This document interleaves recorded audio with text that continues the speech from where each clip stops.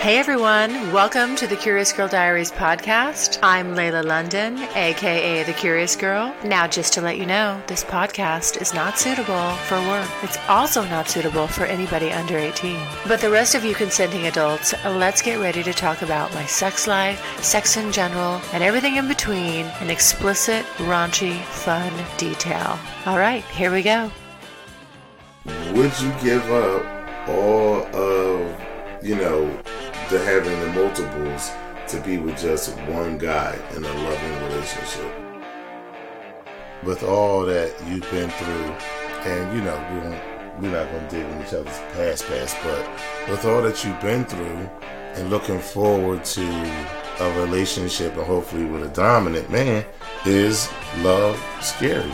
Absolutely. When it all comes together with the right person, to me, there's nothing better.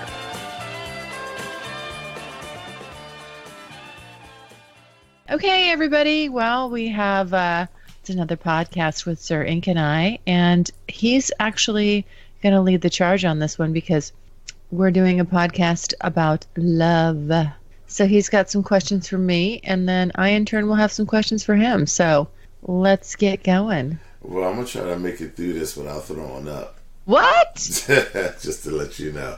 We're going to talk about love. Barf, barf, barf. Wait a minute. Why did you say it like that? This was your idea, mister. So no, this is not my idea. You brought up love on the last one, and I said, oh, boy. So I said, okay, well, we're going to talk about it. And then I thought about some things, and I said, okay, I got some questions for you, and you're supposed to have some questions for me. I'm going to have to make them up as I go. I admit to being ill-prepared. I didn't realize that goodness. I thought you were going to ask me all about me, but it's okay. Because trust me, I got some questions for you, mister. Yes, I'm sure you do. And as we go, we'll just feed off each other like we do. Okay. We're good at that. So we talked about both of our dating lives, right? And you talked about how you had you basically have two guys, and you had a third, but you kind of had to walk away from that. Mm-hmm. And so my first question would be, and you talked about that you would eventually want to go back to like not a traditional, but a loving relationship with maybe a dominant, blah, blah, blah. So with that being said, and you question the hell out of me, would you give up all of, the having the multiples to be with just one guy in a loving relationship?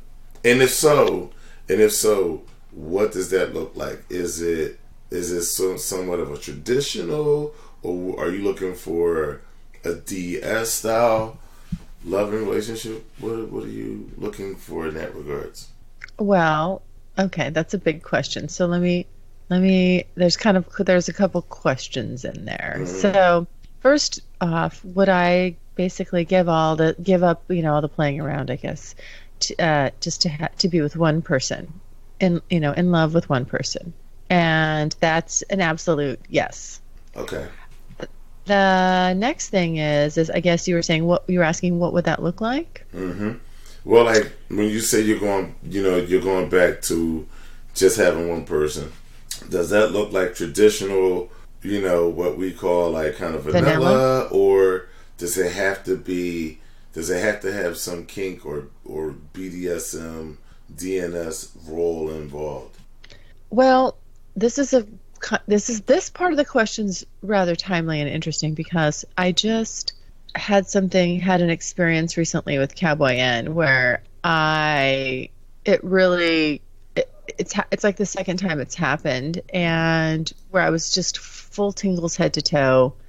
I felt like I was high. I felt like I was high, like my brain was producing these chemicals that just made me feel intoxicated in a really great way. But it's strange, and I'm still trying to understand, what drives that and where it comes from. But what kicked that off was I was in was just in a mood. I needed that dominance, and I needed it right then and there.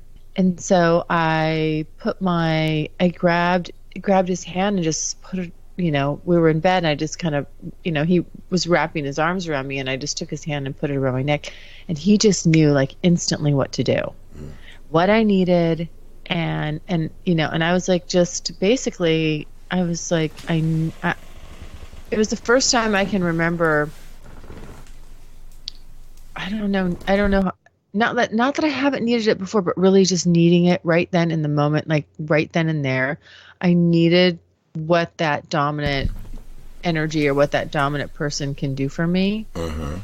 I needed those things, and I got them. And so, and it just was really, I mean, and then when I was having the tingles and everything, that whole thing just kind of knocked me back on my heels a bit and gave me some serious things to think about. And so I don't know. So I'm questioning whether or not I could have just be straight vanilla anymore, because I thought I could.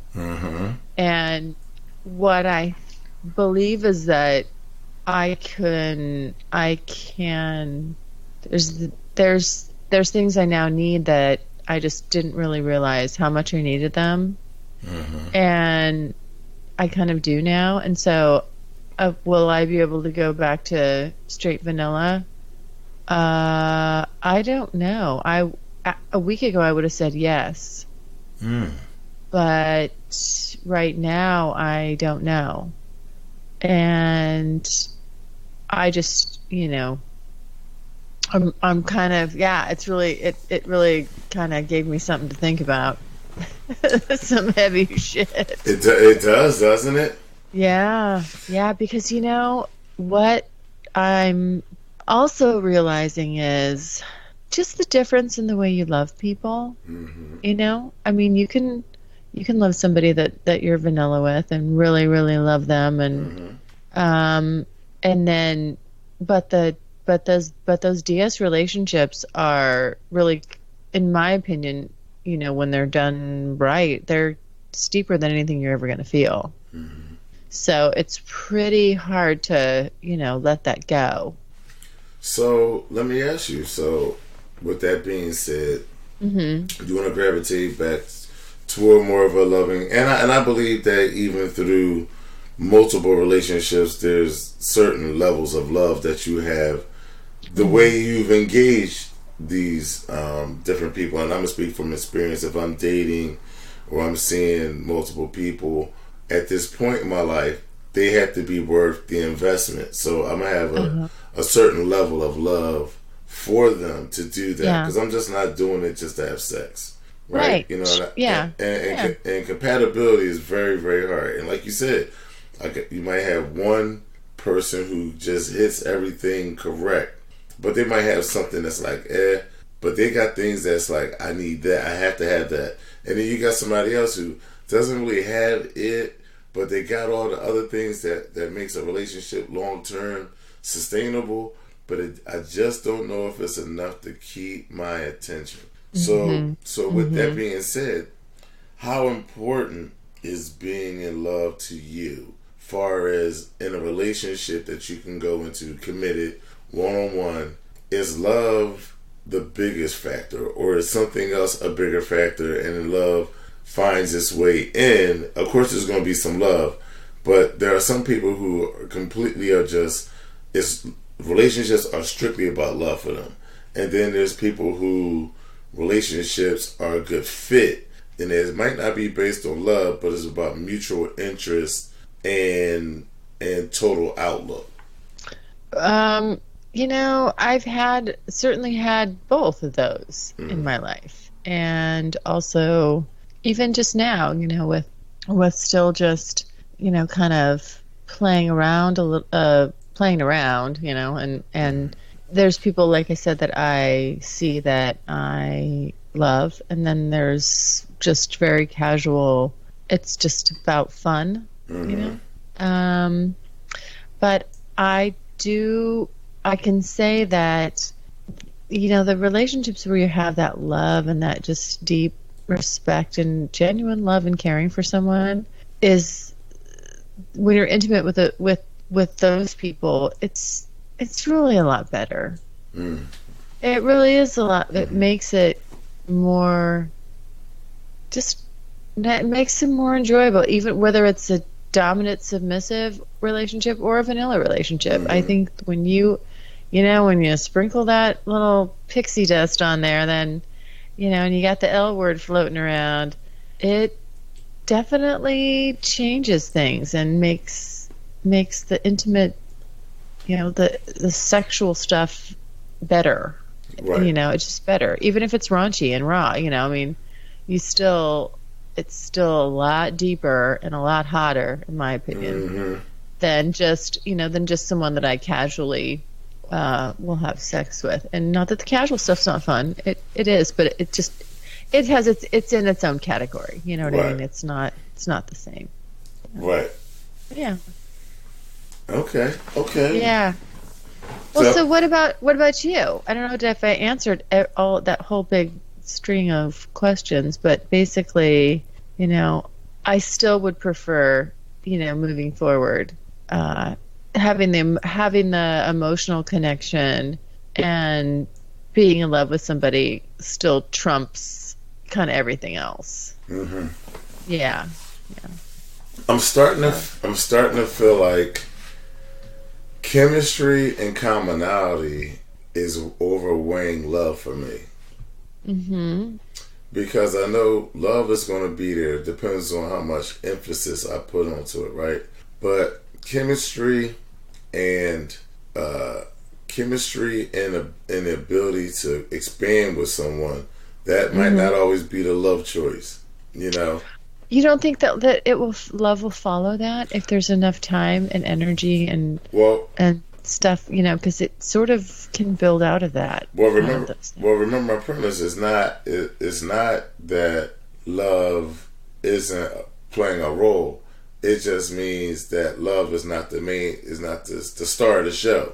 Something else is the star, where a lot of people have to have love as the star of their show. And so I'm saying love plays a role. They're a role player, but love is not necessarily the catalyst. He's not the main character driving the whole thing. But he's there, and he has a very important role. But he's not the main driver. And this is where my mindset is going more as I mature. I'm starting to look at I'm with love. Love is cool, but I would like some a little more commonality, and a lot more commonality and the ability to expand. The ability to, hey, let's go somewhere. Boy, bet you got time off. Let's do it.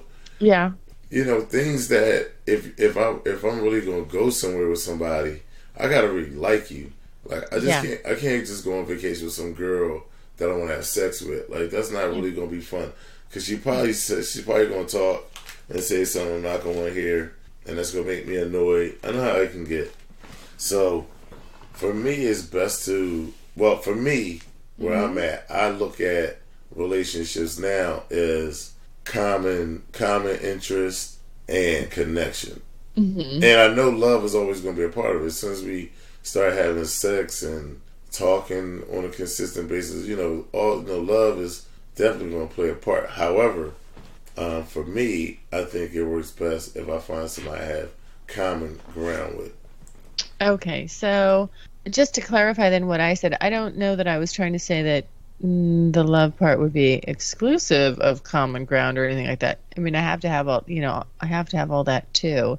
It's just kind of nice when it does all come together, that you can have all of it wrapped in one. But definitely there's things that, there's other things. Obviously there's other things. You can't just, and I wouldn't be in love with somebody that I just didn't have quite a few of those bullet points with. Now I could be in love with somebody that doesn't have, the BDSM side of things, or the dominant submissive dynamic. Definitely I find myself there, of course, but it's just, yeah, I think I just, like I said, I just kind of recently realized how much the BDSM and that dominant submissive dynamic, how much that's starting to impact me as far as really kind of going, I think this is really resonating with me. I don't think I can, or how am I going to not have this moving forward? How could I, could I do that? Is that an option, Right. to not have that dynamic? And that's something I kind of have to, I wasn't really thinking about it from that point of view, but now I am. So that just recently jumped on the forefront. Right.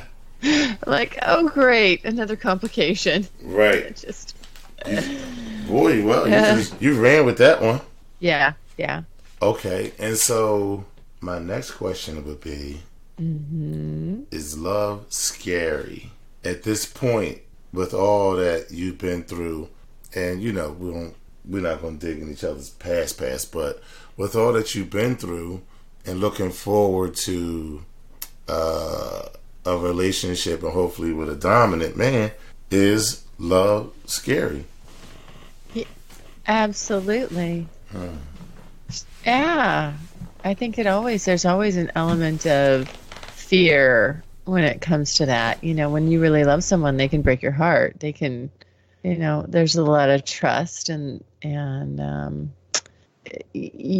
that person can disappoint you and change your mood, and they just have a bigger impact on you than anyone else. So there's a little element of, well, when if I just don't want to get let down, I don't want my heart broken, that kind of stuff. And not that I always push past that, but it does, but I'll think being brave, or just is when you feel it and you just move forward anyway. So Right. It certainly doesn't hinder me, but I'm not going to say that it doesn't pop up in there. There's not some fear surrounding it, because there still is, even at this point in my life. Okay. What about for you? I think it is scary, but I don't necessarily scary, but I'm hesitant.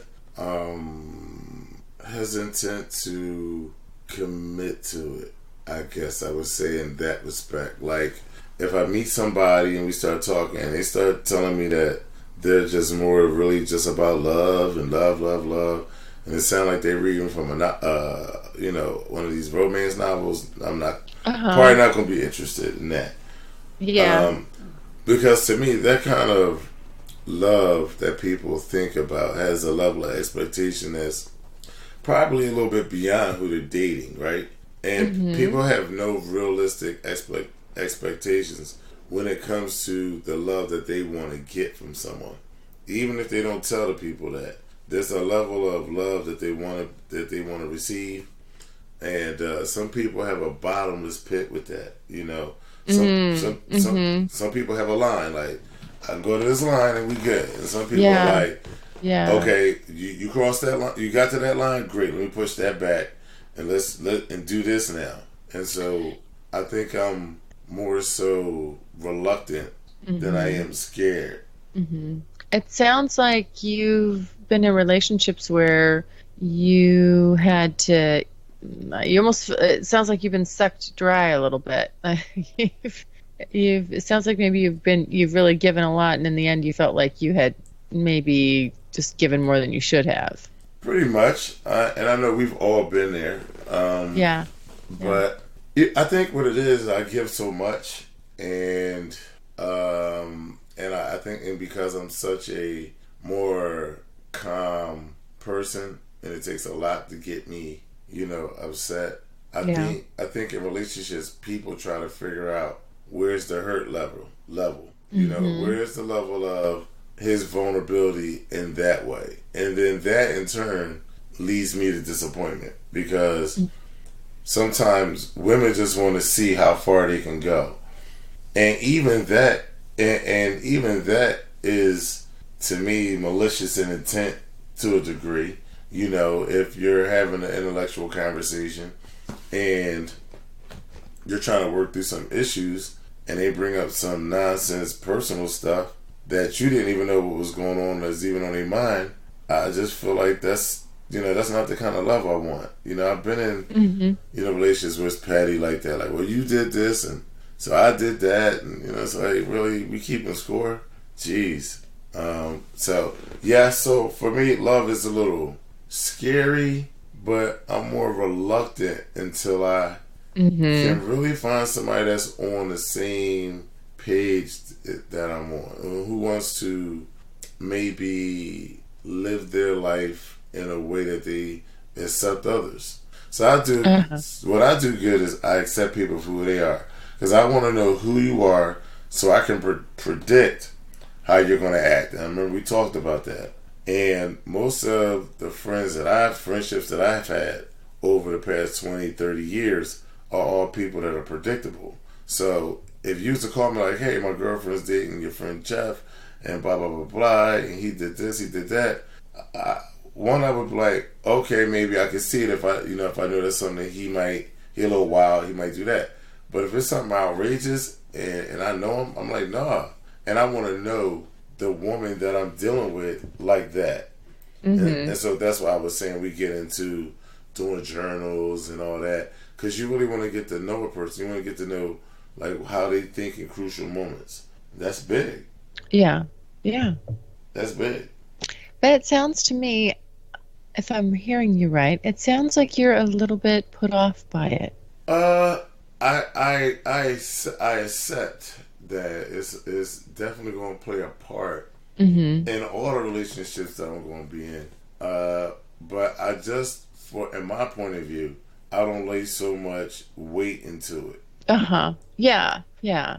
Right. I mean, it depends on, it just depends on what you're looking for.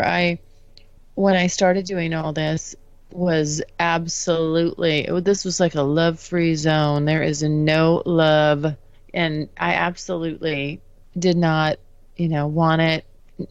Just it wasn't on the radar.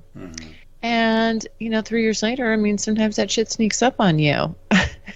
It does. It's like it's a fucking gangster, It's like, it will come for your ass.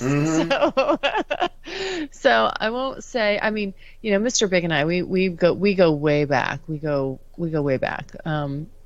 So there's always been that love and mutual respect, and over time, we're either on again or off again or whatever. And but it's always it's just always really, it's based on a real solid, strong friendship first, really, and it's nice to have somebody that that really knows you, that really knows you, and that you're just like, I'd say, just like, yeah, I mean, most of the shit in my life, good stuff, bad stuff, I mean, he knows about it. It's it's just nice to have somebody that knows you that over time, that long, and right, all that, been there for big milestones and things like that. So there's a comfort. I mean, I'm finding it after going through this whole thing of just like really not wanting that being the farthest thing from my mind. I just was about the sex and about fucking and having a good time, and I did, I mean, I definitely did, and I still, believe me, there's moments where I'm like, yep, that looks real good, and it's fun, it's still very fun. So I can appreciate the full end of the spectrum of why sometimes I'm more one way than the other, but having gone through all this, I can honestly say that it is, when it all comes together with the right person. I mean, to me, there's nothing better. Now, that's a hard request. It's a tall order. It's a tall order to have all that right in one person. But when you do get it, it's it's hard to ignore it. I mean, it's like, it is damn good. But I can say as well, on the same note, that what I've also realized is that the relationship, this between the dominant and the submissive, is that shit can go really deep. Right. And it's like nothing I've ever experienced before. So it's pretty. Can you hear my dog? Mm-mm. Is that? Oh, I was gonna say, is that your? At first, I thought, do you have a little dog? I do I not. look over. I think that's my little dog. That's your dog snoring. You know how you do. She's actually she's I put her on the bed. She can't jump off the bed, and she wants to be closer to me, so she's kind of like whining a little bit. She wants to cuddle. She wants to cuddle. Anyhow, so yeah, it's. I mean, I think I gotta say I'm sort of in the love camp right these days. I mean, I kind of hate it, but saying that, but yeah, it's where I find myself right now. Now, do you find yourself? Now, do you find yourself in do you find yourself in the thought process of, okay, I want to be in a loving relationship? Do you find yourself looking for people who will allow you to set the parameters your way? Is that a thing for you, that you must dominate the love aspect of your relationship? No. Okay. No, I really enjoy. I think that's something that really needs to be mutual. That really has to be a two-way street. Right. And I enjoy somebody that, challenges me a bit, and where I don't mind them disagreeing with me or not. We can have arguments. There's obviously respectful ways to disagree and things like that. I know. I mean, I absolutely don't want to. I don't want to control that. It's not you. It's not legit. It's not the real deal. If you have to, or you're trying to. True. Right. It's really not something that either person can really dictate. It sort of is its own thing. This is crazy. Does that make sense? It does. It does. I mean, I don't know. Do you want? You want to be in control of that? You want to dictate that? No, I don't. I just don't want anybody to be overly about love that I'm dealing with, and that's a little selfish.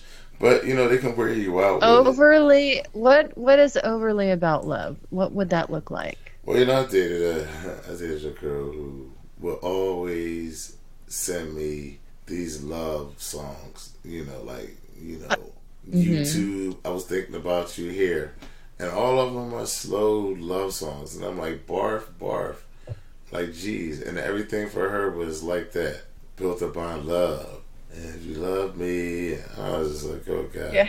Well, let me ask you, did you really love her? I did. In my way. Okay. So she was kind of a little cornier than you, sounds like. Well, she's more dependent on love than I am. Like, I can function off of respect. I can, first of all, let's function off of respect for me, and then we can avoid a lot of stuff that happens when you get emotional over love. We got to have respect. But when you based on love, and love is something that's a fleeting feeling. Like, it comes, it goes, it comes back. Yeah. So I think what happens is when people are at the low points, they freak out. And they start looking for other things, and they already know that you're not meeting them on the level of love that they're on, so they start shift blaming things on you. Okay, so this really kind of sounds like just the typical. This is sort of the typical problem with, when you are in a relationship and you're in love and somebody loves one person more than the other or in a different way. And it's just, you're not aligned. Your interests aren't aligned. Well, right. And see, that's what I was saying, commonality, right? Yeah. Because what happens is... Yeah, What happens is people And I would say women tend to feel like they're martyrs in a relationship because they're like, oh, I love him and he's not as into it as me. And they take on, to a degree, I don't want to say a victim mentality, but they're playing the role of a martyr for sure. Like, I do this for love, and I always get taken advantage of, and stuff like that. And I mean, I hear this stuff all the time. So it's not just my experience that I'm speaking from. I'm just speaking in general. That, but I think I haven't met many mature women, and when I mean mature, I mean, of course, I met a lot of mature women, but not someone who's like, okay, I need to pace myself with that love stuff, In general, I don't think it's all that great to just be like, oh, you date somebody for a couple of months, and, oh, I'm in love with this person, and he's the best ever, he's my soulmate, all that stuff, all that type of stuff. The first time we met, and we ain't separating, and like we seen each other every day since. Like, oh Lord. Nothing wrong with it, but sometimes you're in a euphoric state, so you're not really seeing some of the things that need to be corrected for long-term success. I guess that's my point. Yeah. Yeah, I mean, I get that's all stuff that, happens in just regular relationships. People get, somebody's likes the other person more than the other or has a different agenda, and it's kind of a common theme. It seems to happen. I've certainly been the recipient of that. Yeah, and or you have somebody that they love you in a certain way, but it's not, and you love them, but you're not like in love with them, and you don't love them the same way they love you. And sometimes the discrepancy is so big, it becomes a problem. Right. The difference in the way you love each other. I fortunately and unfortunately, I don't find myself in that situation anymore, but I've been there, and it sucks. And that's where I believe, as if you're the person that knows that you don't reciprocate on the same level that other person wants or needs, you have to let them go. And sometimes it's hard when you have a really, when you have a good person and you just don't know why you don't feel it for them the same way, but you don't, and you need to let go of them so that they can hopefully find somebody that, matches up better, and they're in alignment a little bit more. Yeah. Now this one is different, and because I know you, I've been getting to know you this year, and there are things that we both know about each other. And one of the things that I think that I deal with, that I think you deal with, is you're the type of person that is well loved. And how do you handle being well loved? And what I mean about just being well loved, it's just not being well loved, is you have the kind of personality that draws people to you. And so, and it's just not, look, you're a pretty girl too, but that's one aspect of life that pretty women have to deal with. But you have the personality and the energy that is very attractive. And so with that kind of attention and people will love you, like, I'm sure you have people that's like, that's my friend, that's my girl, and you're like, that person is but they'll do anything for you, right? So how do you handle that kind of love? Well, in I don't know, I would say that's more devotion than love, wouldn't you?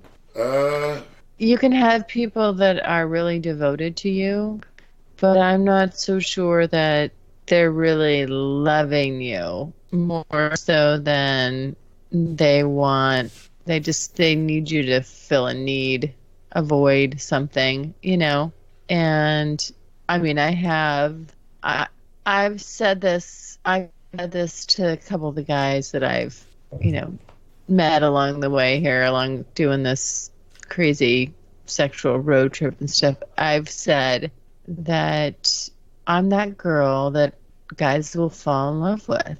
Right. And I don't understand it always, like it's, and it's a strange conversation to have because it could sound from like I'm coming from a vain place, but it really doesn't. It does baffle me a bit, where I'm like, that usually ends up being my problem, is that someone will, they start going down that road, and they just let their feelings take over, and they go with it. And, very seldom do I reciprocate, exactly the same way or the way they want me to, and that's one of the biggest problems that I have with relationships, really, is just it being equal. And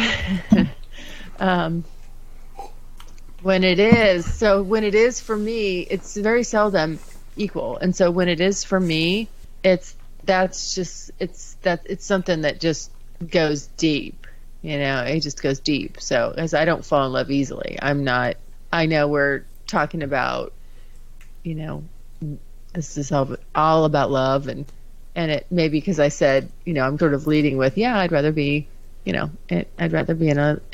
love, loving, relationship. And that's it doesn't mean that it's easy to find, or I can just snap my fingers and make it happen. It is very hard for me to get there with someone. So when I do, it's intense, and I like it, and it's special and unique because it just doesn't happen very often. So when I do come across it, I'm very reluctant to let it go. So I just want to clarify this. It's not like I just go, I'm in love now. No.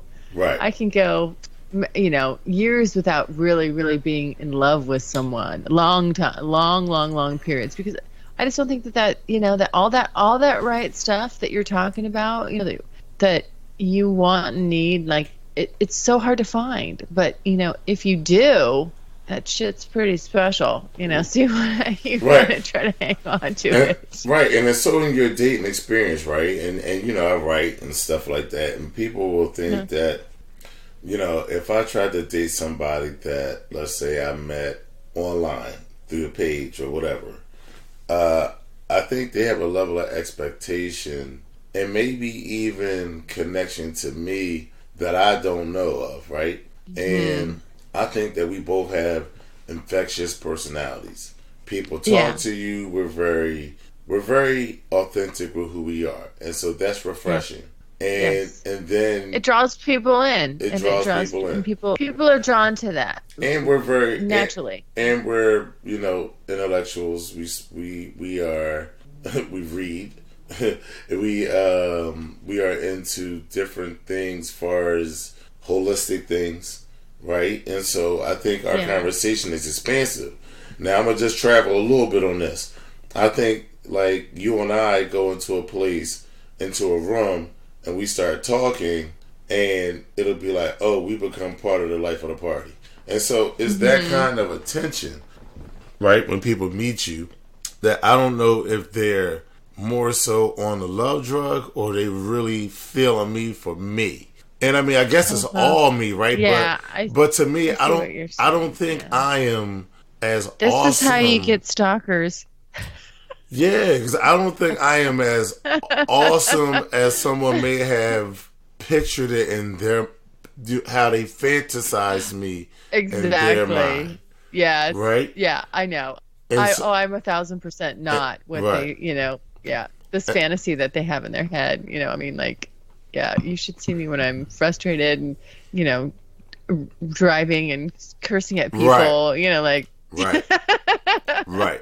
Yeah, not. Right. You need to see me in all aspects, not just. Right. Yeah, not just a podcast.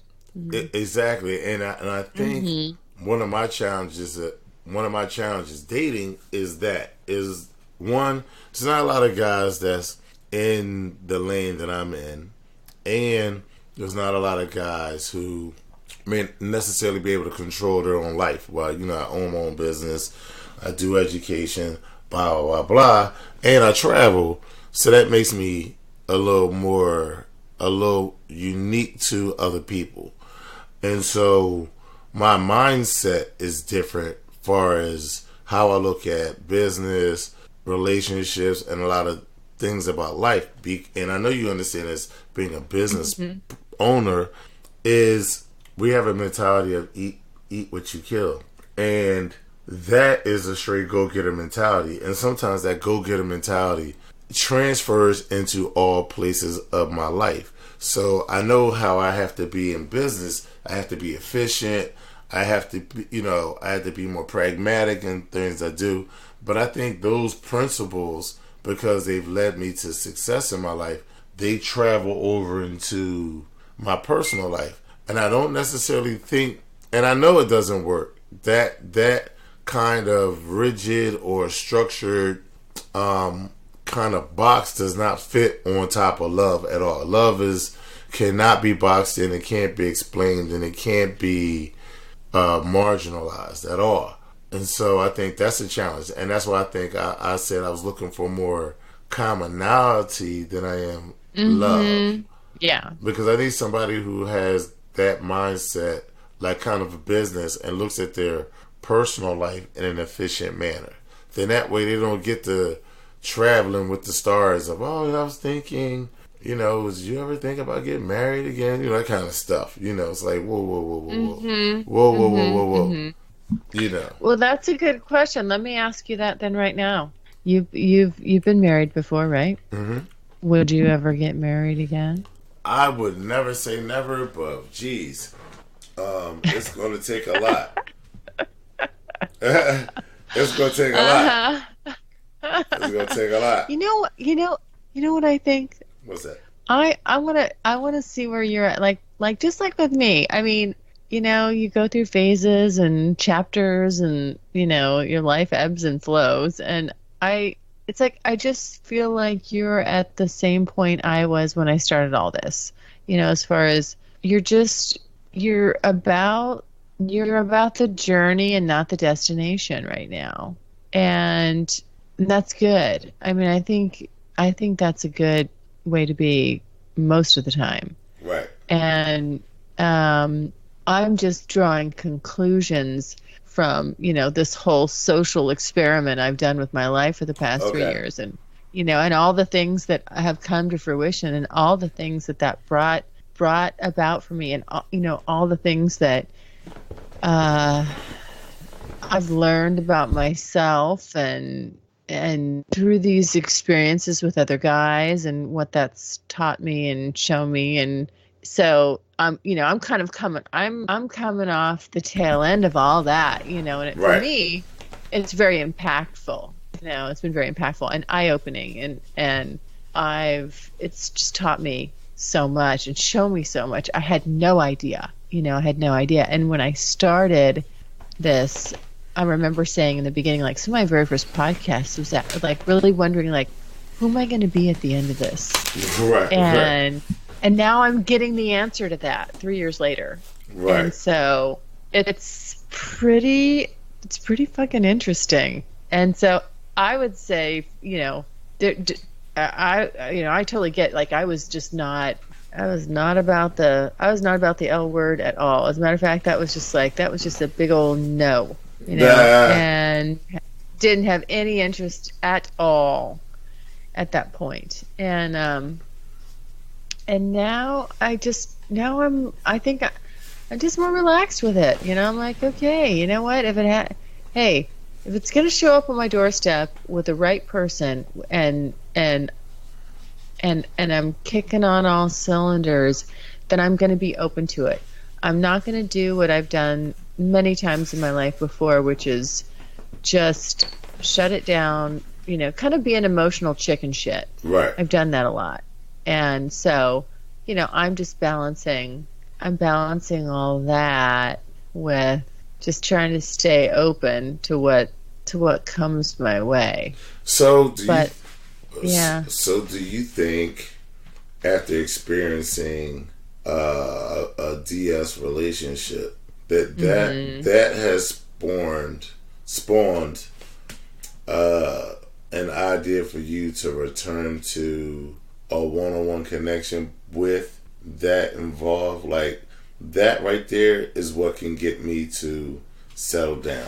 And let me say that, and before you answer that, let me say this: in my own personal life, since I've gone through that last situation earlier this year, I'm like really holding myself out to only deal with women who are interested in the lifestyle, are in the lifestyle, and like real deal, and real deal submissive women, not just I'll be submissive and get on my knees for you, but they really just, they just want a man, like real deal submissive, and there's a lot of things that I turned down, a lot of self-masochism to a point, because I'm still a guy, right? I'm not an attractive woman. I might want to have sex with her.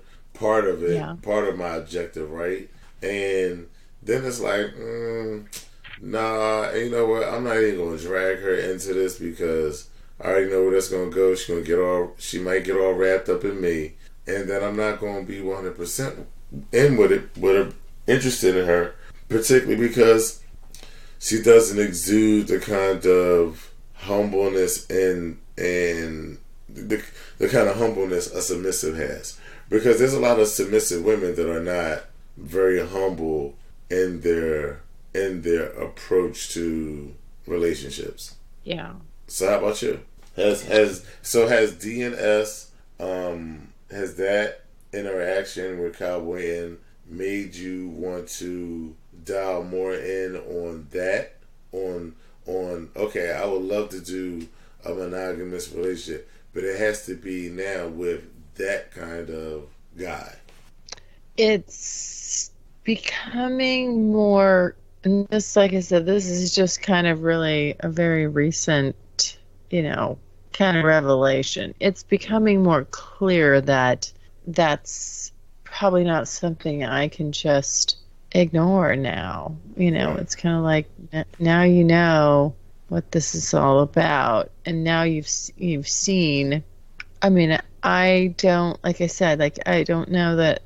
I've just never experienced anything so deep. So the bond is so deep, and you don't really. It's just like you kind of wake up one day and realize it. At least I did. You don't. It's not like it just slowly builds, and maybe because maybe this is very unique for me, because when I started out, it was just a bucket list item that I'm like, well, I'm going to do this a couple times. But maybe I'll get tied up, I'll get spanked. Right. I was going to do the acts, but more as just a passerby, I'm going to jump in and do this, and then I'm scratched off my list and just keep going back to who I was and still be that same person. Right. But I'm not, I'm absolutely not. And the other thing that I wanted to say was, if Cowboy, and believe me, I mean, I'm sure you know me well enough. I mean, I'm a handful. But in the very beginning, I was a ridiculous handful, to the extent that I just didn't know about any of this. Now, he was patient enough, and he kind of saw something. He saw something that I didn't know was there. He saw it and picked up on it. Right. And so I'm glad he didn't just say, well, this is not a seasoned sub. Right. It's just, I literally just didn't know anything about it. And so, but I had someone, even despite me being a tremendous smart ass, was able to look, really, just look past. If I knew something bugged him, I would probably emphasize it, just to be rebellious, and to let him know, like, hey, it's the fucking Layla show. Let's get that straight, right? That that was my attitude in the beginning. Right. And but you know, like I said, he saw something and he was patient, and you know, and here I am all this 3 years later, and it's completely different, you know, between he and I. And Right. and so my point, I guess, would be like to you is maybe there's, you know, you said you only want like you know, someone that's in the lifestyle. Well, somebody that's curious about it and never been there, they might have something, you know? They might have something to offer.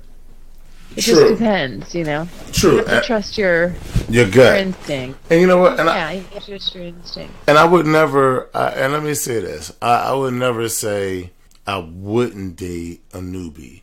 It just means, you know, I have to get myself prepared to, you know, start from kindergarten on up. Yeah. Oh, yeah, I was like a fucking kindergartner, less than a kindergartner.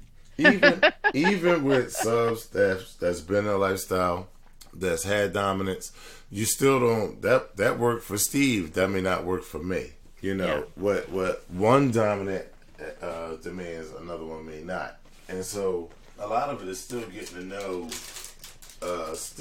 to know that person. But a lot of people, like I said, if you read and stuff online, people create these kind of fantasies in their head, and you and I both know how that goes.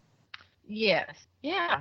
No, I know. I mean, it's still, I think we're still subject to just the same old dating, you know, getting to know somebody bullshit that, you know, you got to go through, whether or not it's vanilla or it's a dominant submissive dynamic, whatever whatever the premise is, you know, you still got to weed out the ding dongs. And unfortunately, it's predominantly ding dongs. And that's the part that's just not so fun. You know what I mean? It's like, all right, you know, I mean, did you ever I mean, sometimes, you know, like, I mean, I've fucked a couple of those ding dongs, you know, because I was like, well, all right, whatever, I guess I will.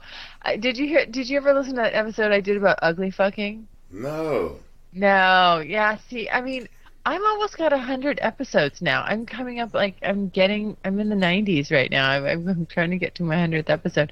But it's funny, I can't, you know, once I do get through this end this year, I'm going to go back and to every single episode. And I'm really excited about the fact that I've fucking chronicled this whole, you know, this whole adventure. Yes, you have. And I'm sure I'm going to cringe at some of the shit that I said, or, but it's going to be really interesting to see, you know, like, I'll go back and look at the titles, and I'm like, oh my God, yes, I remember that. Oh my gosh, yes, I remember what I was thinking at the time. Or even get this, some of the, you know, on the website I have the guys, like there's guys I've totally forgotten about, and then I'll go, oh yeah, that's right, I remember him. I mean, I fucked him, you know. Right. Oh yeah, I forgot about that guy. Right. You know, You're such a guy. So silly. It's funny, but yeah, I definitely, whatever, regardless of, you know, where it goes moving forward, just having, you know, for you, I can't wait to see, like, a couple of years from now where you're at. But for, you know, because you just got out of a relationship this year. I mean, you know, it's different for you, and you really are coming off of, okay, these are things I know I don't want anymore. Like, right. You know, and so you're adamant about those things, and that's good. I just would say, you know, again, just, you know, you still got to remember where you're going to start and where you're going to end up are very likely two totally different places. So just stay open-minded. I'm definitely open-minded. Yeah. And I want the audience to know. I'm not saying. Because you sound like you're down on love a little bit. No, I'm just saying if relationships in total were like a pie chart, right? Mm-hmm. I'm saying love for me has a third of it, but it doesn't have half or 60 or 80% like it does for other people. Yeah. And that doesn't mean I wouldn't be in love. It's just look at the long-term goals. I can love you and we not be going in the same direction. Right. Sure. So, and that's why I say, why I look at love on my pie chart as having a third. My pie chart of love. I Right. see that. Right? Because just think I about see it. that, actually. How many relationships people woke up in like, damn, I mean, I love him or her, but damn, we ain't nowhere further today than we were 2 years ago. Yeah. We haven't hit none of the benchmarks we said we were going to do. You know, what's up? Mm-hmm. You know? Yeah. Well, here's a good question. So, have you ever been in love in a dominant submissive relationship? Have you had both at the same time? I've loved, but not been in love. And I think I've loved because of circumstance. Like if my first... Wait, you weren't in love? No, I loved her to death, and I loved her as a friend. I loved her as a friend first before we even started any of this other stuff. And then all the other stuff just enhanced it. But at the same time, she was going through a separation from her husband. So in my mind, and she was still living in a house. So in my mind, you know, I just couldn't go but so far with the being in love, right? Because of circumstances. So, and even without that circumstance, I don't know if I want to have the old school traditional relationship. I kind of like living here and someone else living wherever they are, and we meet in between. Mm-hmm. Mm-hmm. You know, we don't have to cohabitate. Yeah. And in particular, you know, I have a daughter. And we don't talk about that much, but I have a 13-year-old, and I'm like, you know what? I need to worry about getting her into high school, out of high school, and then I can worry about worry about my life, because that's so temperamental. Like boys is like do whatever, okay, but girls are more emotionally invested as well, right? So if whoever I bring in and if she don't like them, that's just gonna be a problem, and my daughter make it a problem, right? Like, you know, she'll just do stuff, you know, because she doesn't know how to handle that at her age. Mm-hmm. So I'm like, you know, I'm gonna just wait until I get her in a position where she's older, more understanding. Then I can date for myself, you know, openly, like openly date or live with that person. I can do that then, but right now, Yeah. Well, actually, I mean, I think that's really smart and very wise, and you know, your child doesn't care about a revolving door of relationships. You know, she's just wanting you to be her dad, and so that I think that should be the priority, and there's no reason why you've got 5 more years. I mean, there's no reason why you'd have to be living with anybody or even having anybody really come around her, because you know that's I think you can keep those two worlds separate until she, like you said, until she's older, you know, and when she's an adult, that's different. But it is your number one priority, you know, is to be her dad, you know, and put a good human being out in the world. And once you've done that, you know, then it's more, you can have your personal life a little more blended with your, you know, parental life, if you want to call it that. Yes. But I think it's smart to keep them separated. I really do. And I don't think a lot of people take that point. I mean, that's very admirable, because I don't think a lot of people look at it from that perspective, and they really should.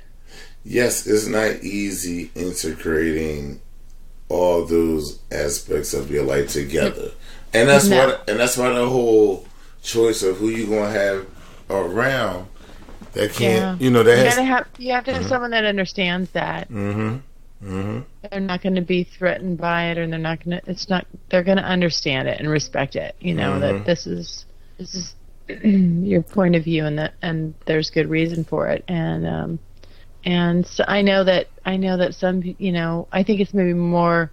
I don't know if I want to be unfair. I think it might be more with women, where they're wanting to be just as a security thing, like they'd want to be, involved with you and your daughter, and when it really isn't the best for your daughter, Right. that's not a scenario that's best for your daughter. And so, it takes a mature person to respect, just respect that boundary. But I think you're on the right track. So I'm going to concede that one. Okay, so let me ask you. Okay, so I'm done with my love questions. Ooh. I'm done. All done? I'm not all done. I lost my book, so this is what I have so far. But I have something else lined up for you. So, okay. What do you have anything for me before I move on to something else? Now, I just want to say, just stay open-minded. I feel a little bit of a prejudice on your side about, what you're expecting. I think it's, again, I don't know if this is right, but I feel like you have this expectation that a lot of women are going to be just overstepping, okay. with this whole love thing. Mm-hmm. And maybe that's where you were in the past. Right. But don't assume that you'll be there again in the future.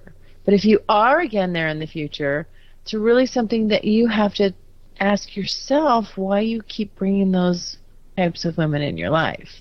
Right, yes. And yeah, because the common thread there is you. Absolutely. But don't go, but because of that, see, I feel like you're kind of maybe going, okay, and you're like, you're letting the pendulum swing completely the other way. And all I'm saying is, just strike a good balance. Well, you know what? So with the balance that I'm trying to strike, right? And to your point, you're right. Right now is I'm only going to date people who are definitely interested or in the lifestyle. Yeah, and I think that's very yes. Like I have this good, right, good, right. Yeah, no, good. I agree with that. Yeah, because one thing, and I want people that's listening to this podcast to understand, is one thing about the lifestyle that I appreciate the most, if done correctly, is that everybody comes with who they are and what their issues are on the table. Period. Like a sub is going to tell you. Yeah. Everything that's happening, everything that's going on, and that's what I think is the change. It's straight up. I'm not going to do it with the vanilla girls. They're cool. They're beautiful and they have a lot to offer. But I just need somebody a little different. Yeah. Absolutely. I'm at a point in my life where I can ignore my sexual desires to just stay focused on that. Yeah. Yeah. Well, I think that I think you have a good handle on it, and it's good that Right. You just there's at this point, and this is the one of the things that I can appreciate so much about when we get to certain ages in our lives, we've had all these experiences. It's for a reason. Right. It's helping us, hopefully, right? We're smart right. enough to Lord. take a look at all that, draw some conclusions, and move forward in a way that is going to be more beneficial than what wasn't working in the past. And so I believe you 1,000% when you say you want somebody that's in the lifestyle or interested in the lifestyle, because that that's important to you. And so that's key. Just stick to that, and I think the rest will kind of fall into place. Thanks so much for listening. And if you like what you hear, refer me to a friend. And make sure you're following me on social media. Also, go to the website, thecuriousgirldiaries.com, and join my subscribers-only list for access to exclusive content. And as usual, questions or comments, you can always email me at curiousgirl@thecuriousgirldiaries.com.